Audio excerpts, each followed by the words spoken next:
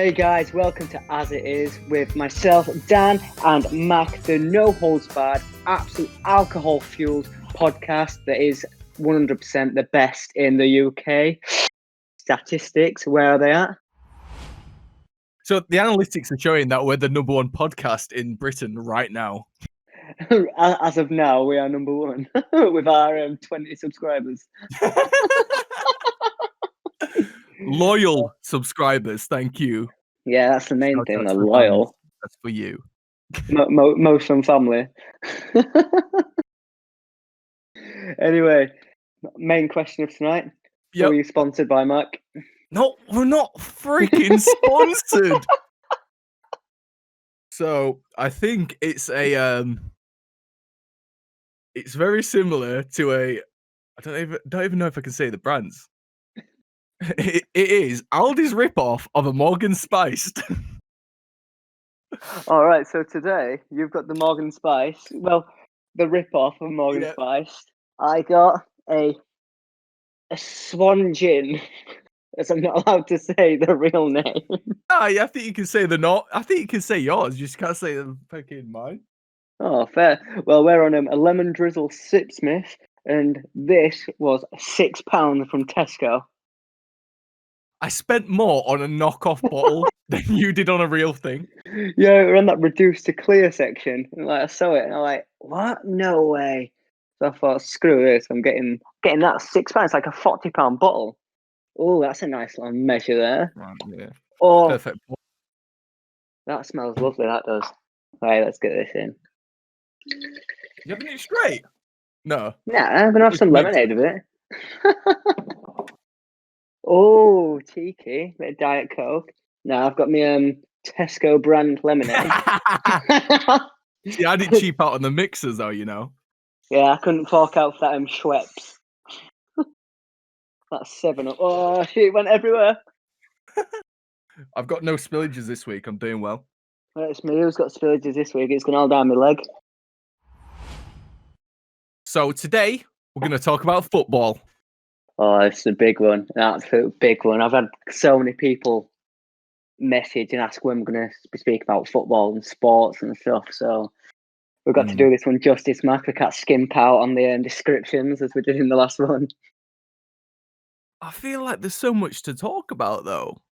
Yeah, this one will definitely span over a good 5 different podcasts over like different periods. I'm just thinking, what, are you going to say like an hour or 2? Fucking hell. 7 hours of absolute bullshit about football. Part 1. Yeah, this is definitely part 1. Like I said, we've got loads of people who are interested in like coming on and stuff and chatting about it. So it'd be nice to like get our kind of opinions and chat on it first before we like introduce other people. I wanted to talk about like the current state of football and how other people view their clubs. Because I've got a lot of friends that live in London, so they're Chelsea fans, Tottenham fans, Arsenal fans, and they're quite big rivals to us because we're both Man United fans. Yeah, well, I don't know. Like at minute, obviously we've got a mutual friend who's a big Chelsea fan, and he was talking to you. Yeah, well, we could call him that. He knows who he is. But yeah, like you said, you were talking to him, and he had some valid opinions on the Frank Lampard situation. How he just got booted like that. How he got fucking snipped. There was just no need for it at all, was there? They literally just held 2 fingers up to him. The worst thing is they'll probably still get top 4 because they are still a decent team. They are, but they've brought all these players in, and to be fair, none of them are really doing much. It's the old players and like the youth that are like pulling through for them. To be fair to Roman Abramovich, he is a good owner because he spends a lot. He doesn't care who's the man in charge. He's just like, get results or get out. And I rate that. I think with Roman, like compared to like your other ones, like your Glazers and stuff, he gives a shit about the club. Oh, yes, he cares about Chelsea Football Club. I'm just like, yeah, he really cares about their history.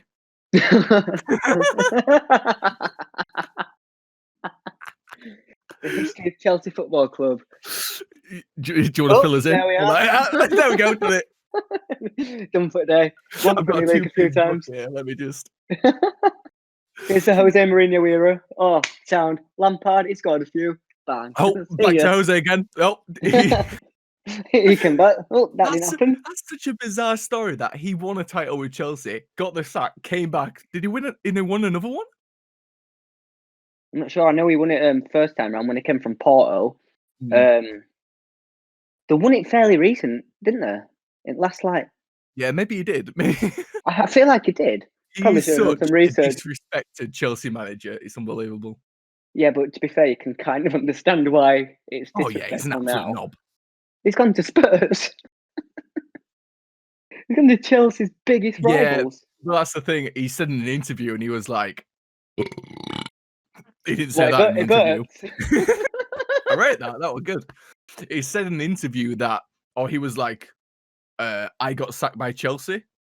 Jose, 4 years ago when you were at Chelsea, you were asked if you would ever come to Spurs and you said, never. I love the Chelsea fans too much. What's changed? I was sacked. So basically, they sacked him. He didn't want to leave. Yeah, perfect. Is that what you can? Is that what you're trying to say? Basically what I'm trying to say. Yeah, like I don't know. I feel like that's with a lot of clubs though. Recently, if they don't bring out the results instantly, if there's not that instant, like kind of, I don't know, change in the club, like everyone just turns against them, and that's modern day football. Imagine if they did that when Fergie first came to Man United. It'd have gone. What? His first 4 years were shit. He did shit all. He did absolute nothing for the first 4 years, and then he turned out to be the greatest manager of all time. Yeah. They don't give people time because there's so much money invested in football now that like they're all on stock market and stuff like that. So if obviously they're not doing well, the stock's going to go down. Money's going to be absolutely draining out at club and stuff. Yes, it is going down. Back to you. They've not got the backing of the managers anymore. I think that's what it is. Yeah, they don't back the managers. Yeah, as a club, they don't back the managers. They just, if managers pull in results, they're all for them. Like, yeah, we'll suck your dick. You're the best thing that's happened since sliced bread. Then as soon as they lose one game, they're shit on bottom of a shoe, aren't they? Yeah. Well, recently, in fact, yeah, recently, Manchester United pre-January and January were doing really well. And we were at the top of the table. You think maybe spend 30 million, 40 million, just get one player in, just give them that little bit of a boost. Maybe buy a defender. Look like we need a defender at the minute. No. Do we? Don't back in. The Glazers are one of the worst owners in the Prem. Thing is about Glazers, and we had a chat earlier about it, and just like reiterating it now, they don't know football. They see Man United, they see the name Manchester United, and they're like, "Oh my god, sports! They're big in sports. Let's buy into the sports club." This is a very exciting day for us. This is a very exciting day for the team. Manchester United. Very much looking forward to the future. And the reason I'm very much looking forward to the future. Money. The dickheads, absolute dickheads. And that's the thing, like, they don't pump the money into the club. They're taking everything out. They're gold digging the club for absolute everything. And since they came in, like, the club has just been on a deterioration. And it's like, do you remember when Fergie were there? And it's going to sound daft, this. Do you remember that them like Sikhs or the Muslims that used to literally sit behind him with turbans on? Oh yeah, I remember the picture when you saw these Donnies behind at the end. And for me, it shows the deterioration of the club because those guys were literally diehard fans who were there week in, week out. But now when the last time you saw them? We've become a tourist club. Oh yeah. We've become an absolute tourist club, and that's a deterioration of Man United. Like, I went to a few games, like last season. Obviously, I don't live nowhere near Manchester, and I try and go to as many games as I can. Maybe go to like 5, 6, 7 a season, like my cousin. And I was speaking to people, and they're like, "Oh yes, my first game at Manchester." I don't know why I've gone American. Yeah, I was gonna say they're not all American. They're all American. No, they were like, this is my first game and I'm watching Man United. And they're like, oh, are you a supporter then? Have you wanted to watch them for a long time? No, so it'd be a good day out. That's not what Out of all football's the places, you about. just go to Manchester, go to the grotty stadium, which is Old Trafford. But that's not what football's about, is it? It's not about No. tourism. It's about supporting your club and being there through shit times and the good times. And at minute for Manchester, like, last few years, it's definitely been shit times, and we've stuck by them. And now you can, since Bruno Fernandes has come in, like there's a bit of light at the end of this tunnel. It's lovely to see. Until 2 years' time, and then someone comes in through. Probably Real Madrid. Jesus. I wonder if they still want De Gea. Highly doubt it. To be fair, the disrespect they gave to Sergio Romero. Mate, He's just sat there being our third choice. Romero though, He's he's an such a good Argentine keeper. first choice keeper. Thing Not is, though, playing like, anything. if you put Romero into a team such as like an Everton, he's gonna start every game. He's a fantastic keeper. It's just a shame he's got De Gea, who's an overrated pile of wank for my liking, and then the absolute prodigy that is Dean Henderson. It's just a shame he's got two bigger names in front of him. I remember Chelsea. Chelsea wanted Romero at one point. Did they remember that? Before they bought their new keeper after Kepa. Or is it Mendy? Yes. Yeah, I think it's Mendy. Yeah, it is. Okay, cool. But yeah, they wanted they wanted Romero before that, and I was thinking he'd actually be a cracking signing for them. It would be like for me, Romero. He were always one of them keepers that you could kind of rely on. And if you look at his stats, he didn't let many goals in. He played all our cups, and it was perfect. Oh yeah, just if that was De Gea's level, maybe Romero's was just there, just a little bit below. Because there were times where he were pushing him in the league for a start. oh yeah. It's just a shame state of defence he had in front of him. Imagine spending £80 million on a fridge. On the best defender in the Prem. Oh, £80 million for Harry Maguire. That's the same as what Real Madrid bought Ronaldo for back in like 2009. Yeah. Wow. Holy shit. That we bought Fernandes. What were it? 50 million or something? Yeah, give or take add-ons, about 50. Yeah, 50 mil for Fernandes. He's coming and changed team. What's Maguire done? He's been handed the captaincy just because he's the most expensive defender ever. He falls over every game. He's slow. He's got no leadership skills at all. He's supposed to be a captain. There's no leadership in that man at all. He is the shittest statement signing ever made. No, he isn't. Oh, Sanchez.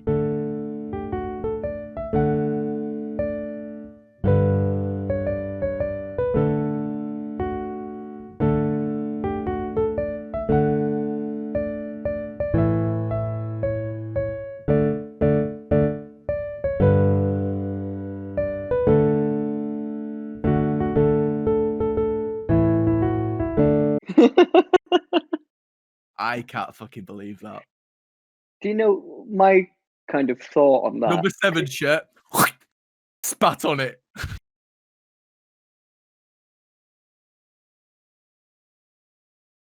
But it was Mourinho that brought Mourinho that brought Sanchez in. Well, wasn't it? Yes. I'm pretty sure it was. And that were literally just a statement to say, fuck you, we can sign whoever we want. We're Man United. I'm Jose Mourinho. I'm the special one. I can do this. And it's funny because City were after him at the same time. And they just that's the only reason we got him. We wanted to one-up City, and the rest is history. Sanchez, he's very much like Aguero as a player. for me, like as a striker, it runs off players. It looks for that space. He's a goal. Okay. He's an actual goal scorer. It's just it just didn't fit into Man United's setup, and I felt so sorry for Sanchez because he's actually such a good player, but he was in wrong setup. You saw him at Arsenal. He was falling off in the season that we signed him though as well, so that's why it just seemed very strange. It just kind of out of blue. That thing for me, just out of nowhere. It was like, oh, Sanchez has just signed for Man United on what was it, £500,000 a week or something. Roundabout, yeah. Something stupid, and the second highest earning player, like on, wasn't even like I don't even think it were approaching 200,000. Did we have Zlatan at the time?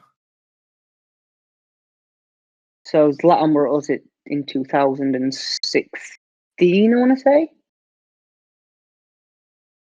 Maybe they just crossed over. Maybe Paul Pogba then at the time. So like 250. Yeah, maybe. Well, now I think it's Rashford's on about 200, 250 in it as well. So he just signed a contract about a year ago. David De Gea on like 400k or whatever it is. That man. It's just a ridiculous amount of money, isn't it? Oh, and our backup keepers on like 200k a week. Standard. more than 5 times the average man's salary. A year. Just being Ed Woodward, just playing Football Manager. Well, I was reading, when they bought Fred. Yeah. Can't remember exactly what team they bought Fred from. Might have been. Yeah, it was Shakhtar. I got very excited then, didn't I? Yeah! But no, they bought Fred from Shakhtar, and they had a value of him at like 20 mil, 30 mil or something. It wasn't no more than that. No way. And because Ed Woodward literally went in all guns blazing like, oh, we want this player. We'll offer you 40 million. And they offered him 40 million. Bear in mind, he only had like a 25 million like face value. Shakhtar thought, fuck this, let's rinse these guys and put a counter offer of 50 million. And Ed Woodward was like, yep, signed. So they made double on him. Yeah, that's another thing. Fred was another player that Man City wanted. Did they? Yeah, so again, it was, we'll get in there. So maybe that's why they offered so much. And then Shakhtar are thinking, we got offers left, right, and centre. Funny thing is about Fred as well, what I've thought about him anyway, for his first couple of seasons, he was dog. Don't know what you think. Yeah. But don't you think this season is like, I don't know, for me, he's shined. He's reminding me, do you remember Jisung Park? Yeah. It's reminding me of Jisung Park, an absolute workhorse doing all dirty work that nobody kind of like respects, but he's always there, like the engine. Yeah. And this season, I feel like he's kind of doing that. Recently, what you think? It reminds me of Herrera, but with a little bit more technical ability. Yeah, and they needed that gap filling, didn't they, when Herrera went? Because nobody kind of like filled it. And yeah, it was last season when Pogba got injured. So we had the midfield of Matic, McTominay, and Fred. And bless them three, because they all tried so hard. That was pre-Bruno. And I think we won, or we drew like a lot of games. You know something, like them 3 players, they work so well together, but you just can't put them all together because obviously Pogba and Bruno, and even Van der Beek now. Yeah. Oh, Jesus. Like as midfield, like depth, nobody really like speaks about it, but Man United midfield depth now is incredible. Even as striking depth, it's just as defense that's shocking. I feel like if you could make 3 signings, what positions would you get? Me? Definitely a centre back. Yeah. We need a centre back. I'm sorry, but we do. We need another goal scorer. We need a natural finisher like Cavani. natural finisher. He's done something different. He's brought some new dynamic to club, but he isn't young. So I feel like we need a young striker to kind of learn off Cavani. That's there to like pick up the pieces. Obviously, like when he like hangs his boots up and fucks off. Personally, I don't feel like we need another position. I feel like we just need two. Okay. Maybe another centre back. Yeah, that bad. Yeah, maybe because who have we got? We've got Maguire, who's dog shit. We've got Lindelof, who, to be fair, I like him. I like his work rate and that. I like Lindelof. If anything, I think to myself, we should just drop Maguire sometimes. You can't though, can you? You can't justify. Yeah, you spend 80 million on a player and he's your captain. You can't drop him. That's the rule. But That's probably in his contract that he just can't get dropped. what annoys me so much about that whole situation is the absolute handout that Maguire had, that captaincy. Yeah. Oh, you can't Like, walk what? into a fucking team and get a captaincy. Not just a team, Man United, the biggest team in England. Yeah, them and Liverpool, biggest two teams in England. You can't walk into a team and get that. I'm sorry. Even though there were really no one at the time who deserved to be a captain because they had no captains on the team. Now they've got captains. Rashford is leading on and off the pitch. I'm sorry, he's young, but he's leading on and off the pitch. Yeah. If that's the thing, if Ronaldo? If Rashford had another year or two in him, if he were a little bit older, he would be an ideal captain. Because then he'd still be playing every game as well. Who will be captain in next 2 years? And I truly believe it. You already know what I'm going to say. Say it. Scott McTominay. Oh, I thought I was setting you up. Yeah, Bruno. Yeah. You brought me out a little bit then. I'm like, what? I set you up for that. I know. Yeah, it has to be Bruno, doesn't it? Yeah. You've seen his passion. Well, yeah, that's the thing. He's vice captain. There's one game where Maguire didn't play and Bruno got captain. McTominay got captain as well at one point, didn't you remember? And Maguire came on at half time and took captain's armband off. It was so shit because McTominay's got such captain tendencies. Yeah, he's a it feels bad, but he's a passion merchant. Oh yeah, 100%. It's same as Brandon Williams. Them two are so similar, and even like Brandon Williams, how old is he? 19, 20? Yeah. He's one for future. They need to hold on to him because he could potentially be a future Man United captain as well because he gives a shit. That's yeah. Strangely enough, Brandon Williams used to play at right back for Man U youth, but then he couldn't start in the youth team, so he learnt left back, and then he ended up getting in the first team. Madness. That's absolute madness. But yeah, fair play. If he can, he was meant to go on loan to Southampton. I think that'd do him so much good. It would have been a good move. He needs to get like players like that, like as youth players. When I say youth, I mean like 21 and under, who's not established like first team players, need to be loaned out. They need to go and get that game time. They need to keep game time under the wing, get that experience. Because if they're just sat on bench, what's that doing any good for anyone? All them players, like I said, even Gomez, they've sold him now, haven't they? That Angel Gomez. No, we didn't sell him. I thought they sold him, or they were talking about selling him. Contract ran out. Oh, so he just went off somewhere on a free transfer? Went on a free. He's not doing that great, though, so I don't feel that bad. He might not be doing great, but he had promise, didn't he? You can't play for Man United first team and not be promising, like, talent. It's like Paul Pogba. When we let Paul Pogba's contract run out, oh yeah, don't re-sign him. Just for your own pride, just don't re-sign him. That was the worst bit of business I've ever seen, ever. How much did they sell him to Juventus for, or did he go on a free? I think he went on a free. Either a free or it was stupidly low, like £100,000, something stupid. Yeah. We say low, 100 grand, mad. but like he went to Juventus and they're buying back, what were it, 90 million, 80 million or something 89, stupid. something like that. Yeah, it was something ridiculous. And then he comes, he does fuck all for 3 seasons. He's just finally started to pull He his wins the finger World out his Cup though, arse. so I don't know what that's worth.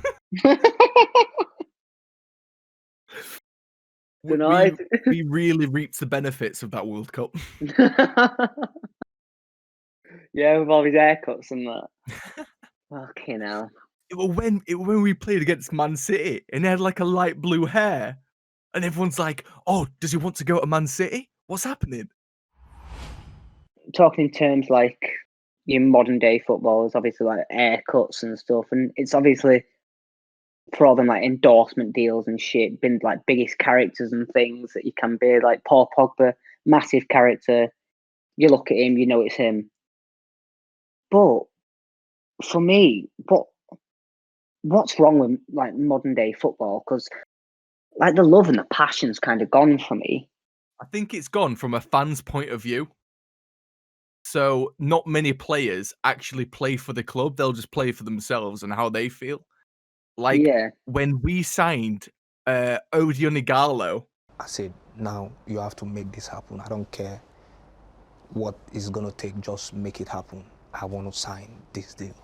and he is such a Man U fan. It Yeah.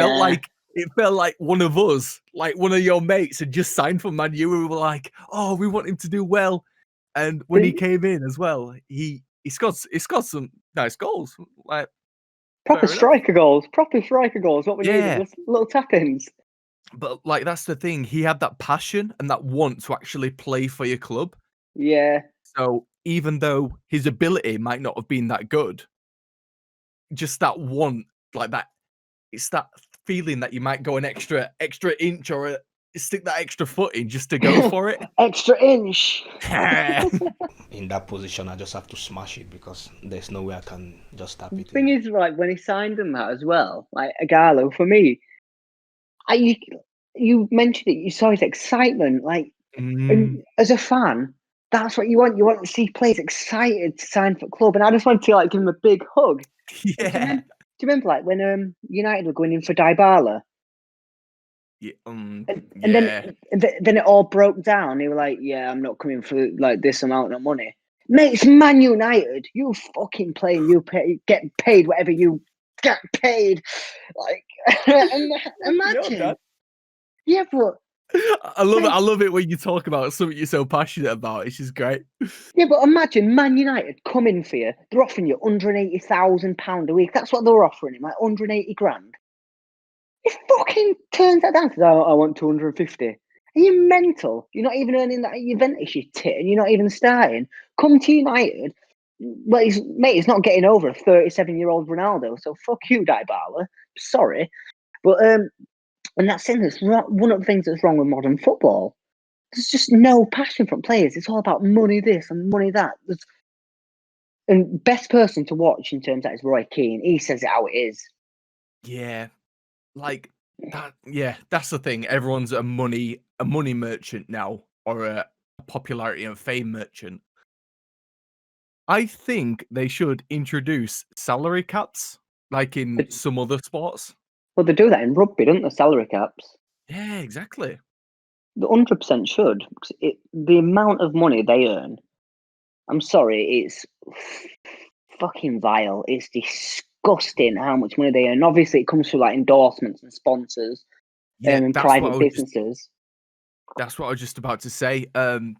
If they did have salary caps, though, then people would come to Man U because the endorsements that the company gets are tenfold what an Italian club would get. Oh yeah, 100%. Well, they signed that mega deal with Chevrolet again, didn't they? I'm not sure. And like Adidas, they were always like a Nike company, Man United. Adidas comes in with a massive deal, and they're like, "All right, sound."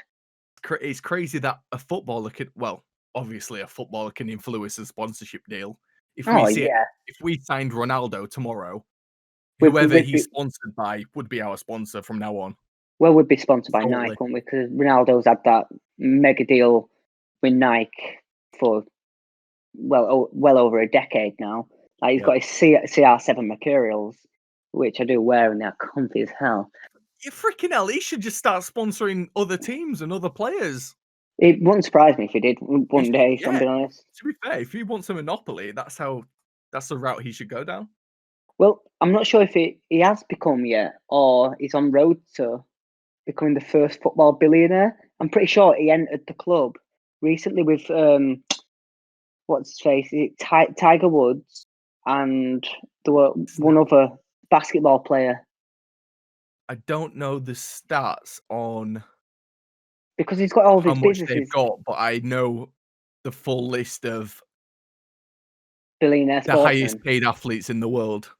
I know that he's definitely his assets like coming together, like his hotels, his CR7 underwear brand, his Nike sponsorships, obviously his salary. He's way over like $1 billion now. Last year he earned 105 million. That's and madness, I don't think that's including all of his endorsements and things like that. Oh, and his private businesses and that. Yeah, exactly. But he owns like 4 hotels or something stupid. Yeah, he's fucking premium 5-star, 6-star hotels. Whatever they are.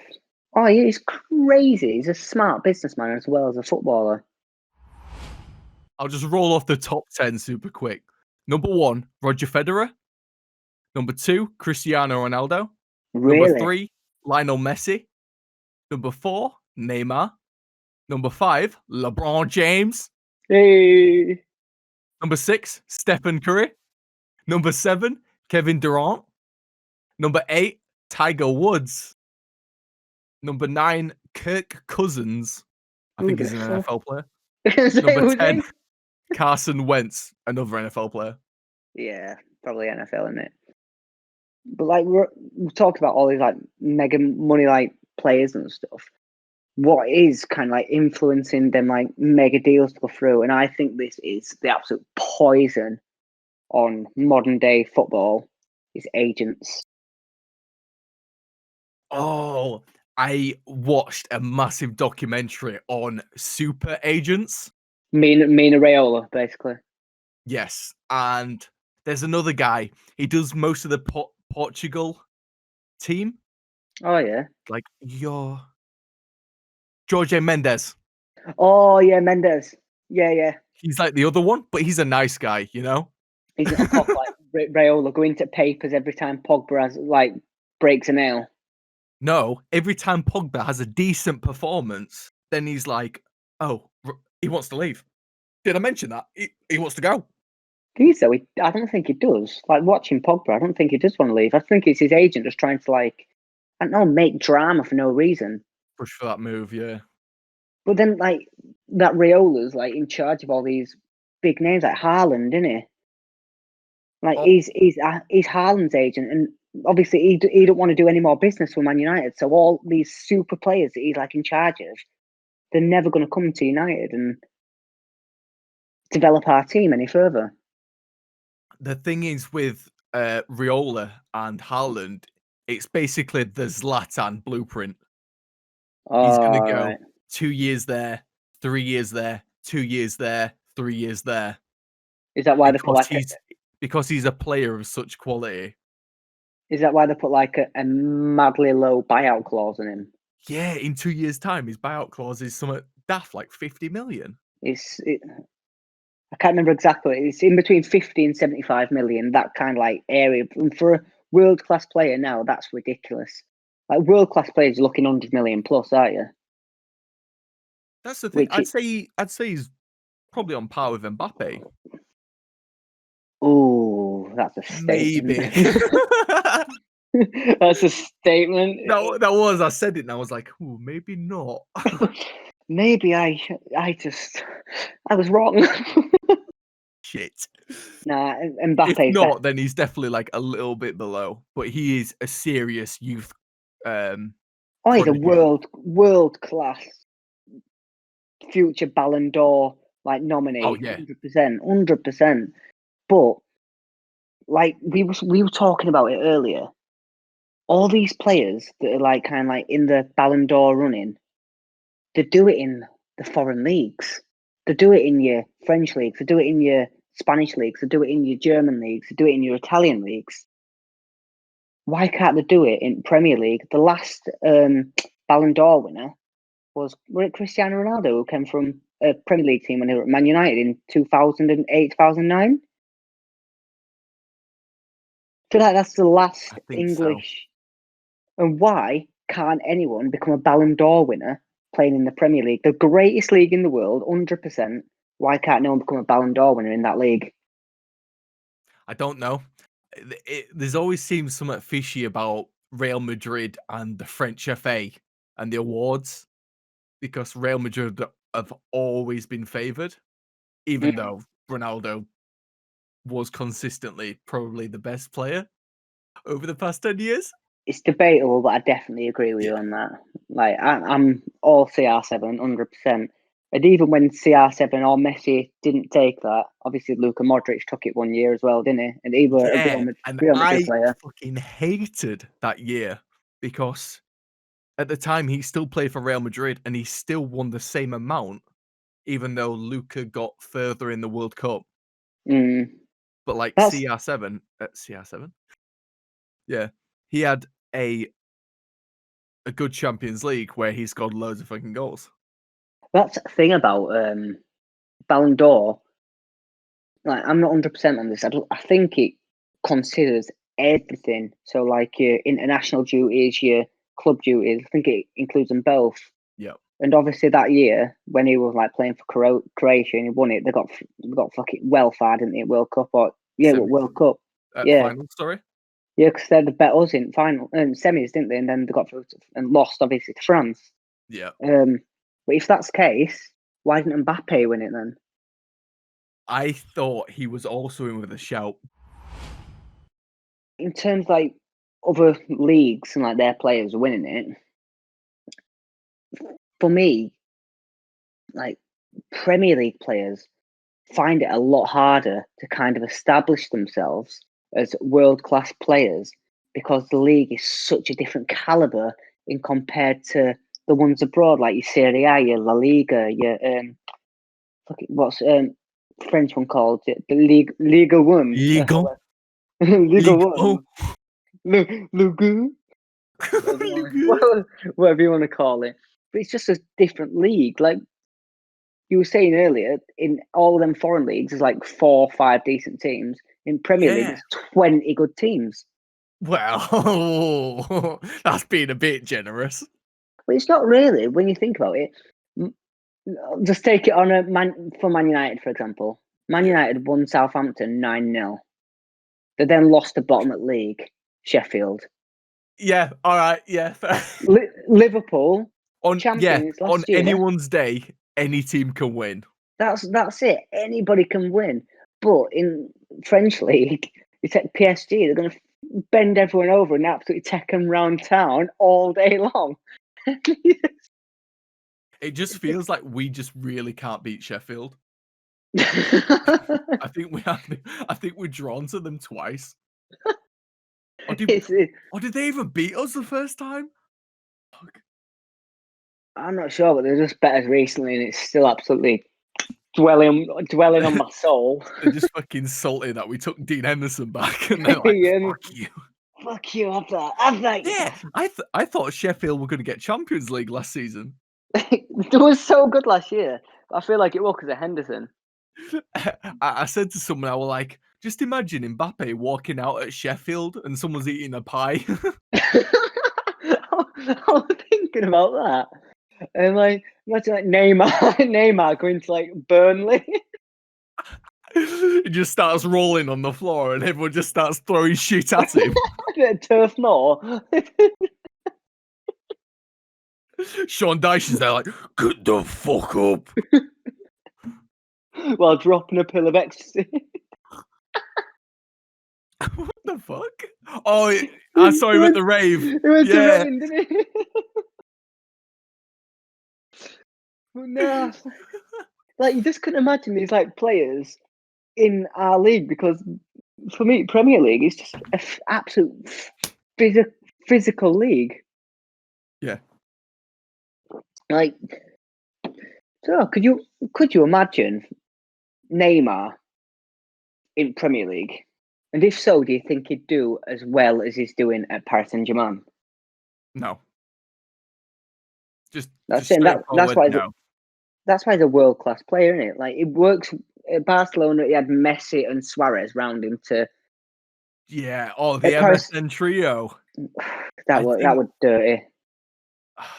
Apart from Bale, Ronaldo, and Benzema at their peak, they are possibly the second best trio ever. You know, something I've not even ever. I've thought about it before, but not in that depth. Yeah. Trios up front, like obviously you've got your Spanish ones. Obviously your Benzema, Bale, Ronaldo, your Messi, Suarez, Neymar. Classic Premier League trios. Martial, Rashford, Greenwood. Last season. No, you're laughing, but last season we had at one point in the league we. All right. At one point, I can't even take it serious. All right, I'm gonna put it on the screen, but Martial, Rashford, and Greenwood, they were the best attack statistically. They had the most goals last season at the end. Whoa. It was a mad stat though. Like they were beating Mbappe, Neymar, and whoever plays on the right wing. Oh, Di Maria. Fair enough. They were good. Like, and they worked well together. And like they were tearing people a new one, especially because they were so like fresh. And that Greenwood it was just nice. came out of the woodwork. Boom. There you go. Yeah, Goal. Where the friggin' hell did he come from? He went from scoring 20 against under 23s to scoring 20 against fucking Sean Dyche and his lot. But when I think about like Premier League trios, like we're on about it, it always brings me back to Ronaldo, Rooney, and Tevez, or Ronaldo, Rooney, and Berbatov. Wow. They were the days, absolute days. Bellissimo. And then if you want to go further back than that, you've got like your Henry, Bergkamp, and Ljungberg. Ah, fuck that. Don't care about them. Mate, they were so Yeah. good. Henry, what an absolute don of a player. Alright guys, thank you for watching As It Is with Dan and Mark. We've had such a good time talking about football today. It's been such a good laugh. There's so much we've spoken about, and there's so much more that we want to expand on. And we're going to be visiting these different avenues in different podcasts later in the future with guests, so that's going to be fun. We're going to be having a lot of people to talk to. We're going to be engaging with the comments, maybe even some live episodes. That's going to be fun. But yeah, thank you for getting involved today, listening to us, and make sure you listen to our tier list of the greatest footballers. And that's going to be a fun one that we're going to be putting on soon as well. So cheers guys, and we'll see you next time. Remember to like, subscribe, and comment. We'll see you next time guys. Bye. Laters. That's quite a good ending, that wasn't it? Let's fucking go. You are my soul shot, my only soul shot. You make me happy when skies are grey. Oh, Alan Shearer, you're so much dearer. Please don't take my soul shot away. You are my soul shot, my only soul shot.